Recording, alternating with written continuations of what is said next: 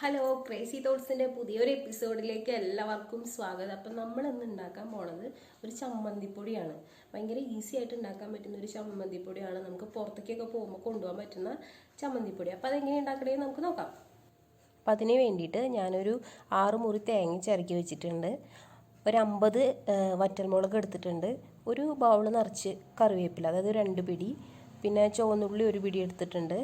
ഒരു 2 table spoon പരിപ്പ്, പിന്നെ 1 സ്പൂൺ കുരുമുളക് പൊടിക്കാതെ എടുത്തിട്ടുണ്ട്. ആവശ്യത്തിന് ഉപ്പ് എടുത്തിട്ടുണ്ട്.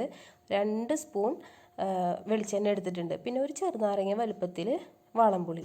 നമ്മൾ വെറൈറ്റി ആയിട്ട് ഇന്ന് അടുപ്പിലാണ് ഇത് ഉണ്ടാക്കാൻ പോണത്. നല്ല നാടൻ രീതിയിലാണ് നമ്മളിത് ഇന്ന് ഉണ്ടാക്കുന്നത്. അപ്പോൾ അതിന് വേണ്ടിയിട്ട് ഞാൻ അടുപ്പ് കത്തിക്കാനായിട്ടുള്ളൊരു തന്ത്രപ്പാടിലാണ്. ഉരുളിയിലാണ് ഉണ്ടാക്കുന്നത്. ഉരുളി ചൂടായി വരട്ടെ. ചൂടായി വന്നിട്ടുണ്ട്. അപ്പോൾ ആദ്യം തന്നെ വെളിച്ചെണ്ണ ഒഴിക്കാം. വെളിച്ചെണ്ണ നന്നായിട്ടൊന്ന് ചൂടായി വരുന്ന സമയത്ത് നമുക്കതിനകത്തേക്ക് പരിപ്പാണ് നമ്മൾ ആദ്യമായിട്ട് ഇട്ട് കൊടുക്കുക. പരിപ്പിടുന്നുണ്ട്. അതൊന്ന് മൂത്ത് ഒന്ന് ചുമന്ന കളറൊക്കെ ആയിട്ട് വരണം കേട്ടോ. അതാണ് അതിൻ്റെ ഒരു പാകം. അത് ചുമന്ന കളറായിട്ട് വരുന്ന സമയത്ത് നമ്മൾ വറ്റൽമുളക് ഇട്ട് കൊടുക്കുകയാണ്. വറ്റൽമുളക് നന്നായിട്ട് ഒന്ന് വഴണ്ടി വരണം. നന്നായിട്ട് വഴണ്ടി വരുന്നുണ്ട് കേട്ടോ. ഇനി നമ്മൾ അതിനകത്തേക്ക് നമ്മുടെ തേങ്ങ ചിരകിയത് 6 മുറി തേങ്ങയാണ് എടുത്തിരിക്കുന്നത്. അപ്പോൾ അത് ഞാൻ അതിലേക്ക് ഇട്ടിട്ട് നന്നായിട്ട് ഇളക്കി കൊടുക്കുകയാണ് കേട്ടോ. അടി പിടിക്കാതെ ഇളക്കി കൊടുക്കണേ.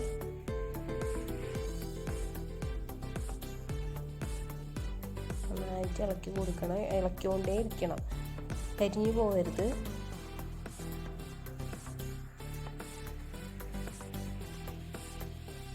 തീ നോക്കുക, ഭയങ്കര ആളിച്ച് കത്തിക്കരുത് തീ, അപ്പോൾ പെട്ടെന്ന് കരിഞ്ഞു പോകും. അതിനുശേഷം കറിവേപ്പില ഇട്ട് കൊടുക്കുകയാണ്.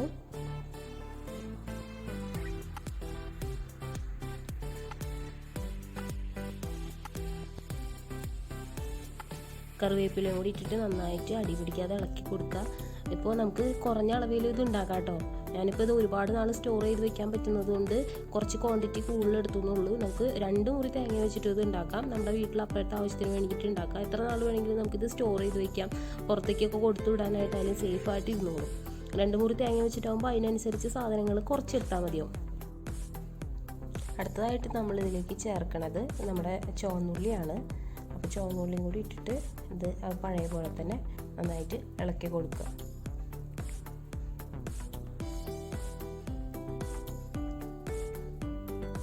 അതിൻ്റെ ഒപ്പം നമ്മൾ കുരുമുളക് മുഴുവനോടെയുള്ള കുരുമുളക് ചേർത്തു ഇളക്കുകയാണ്.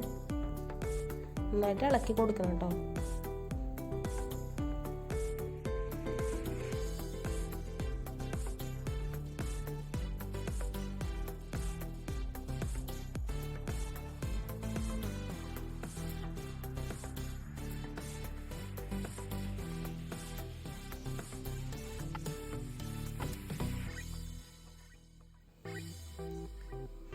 അപ്പോൾ നമ്മുടെ ചമ്മന്തിപ്പൊടിയുടെ കളറ് ജസ്റ്റ് മാറി വരുന്നുണ്ട്. ഒരു യെല്ലോയിഷ് കളറാവുന്നുണ്ട്.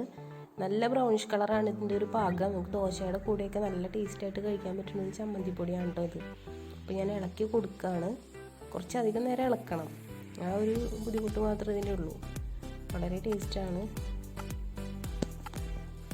അതിൻ്റെ ഒപ്പം ഞാൻ കുറച്ച് ആവശ്യത്തിനുള്ള ഉപ്പ് ആഡ് ചെയ്തിട്ടുണ്ട്. ഉപ്പിട്ടിട്ട് നന്നായിട്ട് ഇളക്കാതെ എല്ലാ ഭാഗത്തേക്കും ആവണം. ഒരു ഭാഗത്ത് തന്നെ കട്ട പിടിച്ചിരിക്കാതെ എല്ലാ ഭാഗത്തേക്കും ആവണ രീതിയിൽ ഉപ്പിടുമ്പോൾ നന്നായിട്ട് ഇളക്കി കൊടുക്കുക.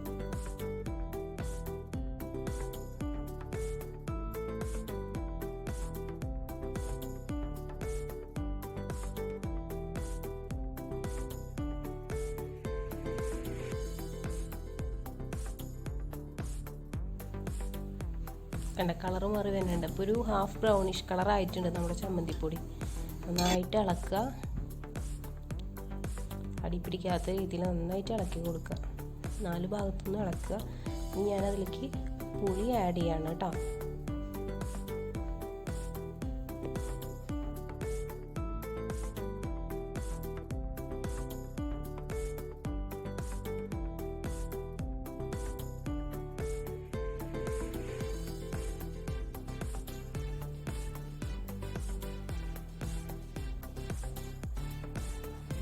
അപ്പോൾ നമ്മുടെ ചമ്മന്തിപ്പൊടിയുടെ അവസാനത്തെ ഘട്ടത്തിലേക്ക് എത്തുകയാണ്. നല്ല ബ്രൗണിഷ് കളർ ആയിട്ടുണ്ട്. അപ്പോൾ നമ്മളതെടുത്ത് വേറൊരു പാത്രത്തിലേക്ക് ചൂടാറാനായിട്ട് വയ്ക്കാൻ പോവാണ് കേട്ടോ. നന്നായിട്ട് ആറിയതിന് ശേഷം മാത്രമേ നമുക്ക് പൊടിക്കാനായിട്ട് പറ്റുള്ളൂ. അപ്പോൾ അതൊരു വേറെ പാത്രത്തിലേക്ക് മാറ്റി ഏകദേശം ചൂടൊക്കെ ആയിട്ട് ഇരിക്കുന്നുണ്ട്. ഇനി നമ്മുടെ മിക്സിയുടെ കുഞ്ഞു ജാറിലിട്ടിട്ട് നമ്മൾ അത് പൊടിച്ചെടുക്കുകയാണ്. അപ്പോൾ ഇത് പൊടിച്ചെടുത്ത് കഴിഞ്ഞാൽ നമുക്ക് സ്വാദിഷ്ടമായിട്ടുള്ള നമ്മുടെ ചമ്മന്തിപ്പൊടി റെഡി ആയിട്ടുണ്ടെന്ന് പറയാം.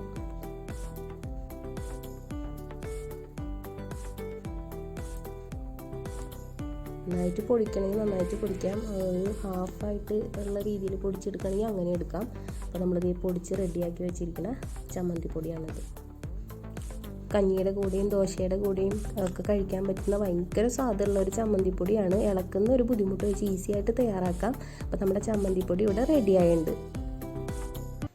അപ്പോൾ ഇന്നത്തെ നമ്മുടെ വീഡിയോ എല്ലാവർക്കും ഇഷ്ടപ്പെട്ടു എന്ന് വിചാരിക്കുന്നു. ഇഷ്ടപ്പെട്ടെങ്കിൽ ലൈക്ക് ചെയ്യുക, ഷെയർ ചെയ്യുക, സബ്സ്ക്രൈബ് ചെയ്യുക. സബ്സ്ക്രൈബ് ചെയ്യുമ്പോൾ നിങ്ങൾ അതിൻ്റെ അടുത്തുള്ള ബെല്ലൈക്കൺ കൂടി ക്ലിക്ക് ചെയ്താൽ നമ്മളിടുന്ന എല്ലാ വീഡിയോസിൻ്റെ നോട്ടിഫിക്കേഷൻ നിങ്ങൾക്ക് ഡയറക്റ്റ് വരുന്നതായിരിക്കും. അപ്പോൾ എല്ലാവർക്കും താങ്ക് യു.